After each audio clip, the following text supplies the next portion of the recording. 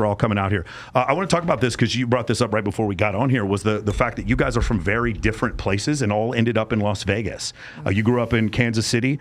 You grew up in probably the two most dangerous places I've ever heard of in my entire life. And the two of you grew up in Slovakia. What has been the difference, like you living in Slovakia and then versus coming here? Because I know Eastern European culture is like very different from here. It is very different. First of all, thanks for having us. We're very happy to be here. Let's compare. There is so much to compare, man. I don't even know where to start. The culture is so different. When you compare Eastern Europe and America, I feel like we have definitely different values and morals. I would start with that.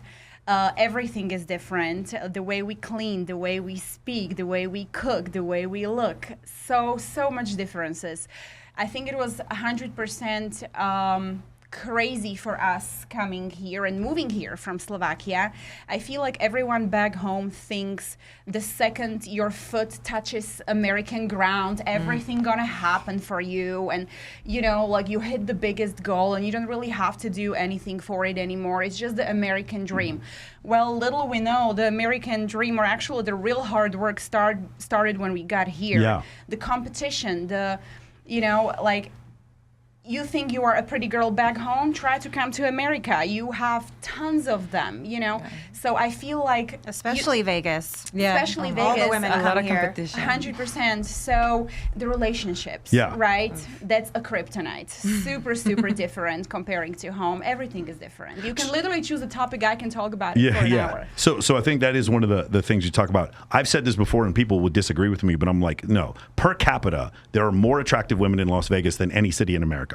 Per capita. Yeah. There are definitely more attractive women in all of Los Angeles County. There's 18 million people there, and there's 2 million people here. But if you go out during the week, I'm not talking about the tourists who come in here who have morbid obesity on the fucking weekends. I am talking about during the week. If you go to like industry events, every girl here looks like a fucking NPC. Like you go to Harrah's and some girl will bring you a drink and you're like, how the fuck did she not get hired at Wet Republic? Like it doesn't make any sense. And then you go to Wet Republic and it's like, is this real? Are these real human beings? Is one of the, I remember when I first moved here, and then after living here for a while, you sort of get used to every girl looking like that, and then you go back home. You go to South Texas and like you see like people are fat, and like you go to and you go back home. I go back to Kansas City, or I go back to fucking Wichita, and I'm like, wow, this is not what the rest of the world looks like, and you totally forget, and it sort of warps your. And it's not just women here, because I think the men are competitive too. Like the bussers here all look like male models. You know what I'm saying? The security guards are like exceptionally handsome, and then of course we have more male strippers in the city than any other city in the world. So like it's just a very different vibe. But it's like what you said before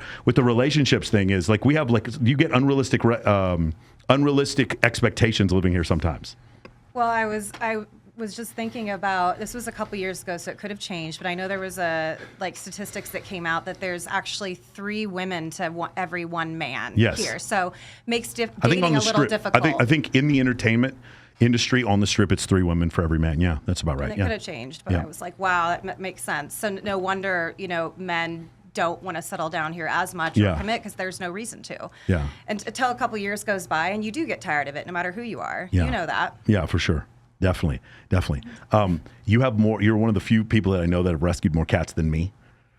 So you had 13 at one point. A couple of yours are my doing too. Yes, they are. How many? You have 5 now? 4. So we got up to 13. I was fostering and trying to find homes, and then you get attached, especially when they come in sick and disabled, and you nurse them back to health. And we had a lot of space. We had a big house, so it's just like, let that one stay. And finally, we got up to 13. It was like, okay, I think it's time to. But now I'm down to 4. We found homes for a lot of them. So that is one of the crazy. So I've had 11 so far in my life.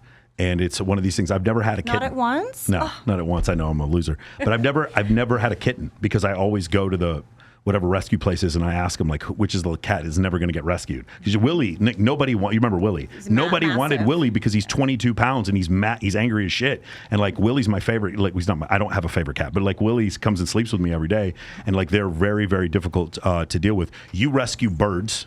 I do. Since I was really young, I always had birds, like all of my life, and I just loved them. So one time when I moved here to Vegas, I went to Petco, PetSmart. Yeah.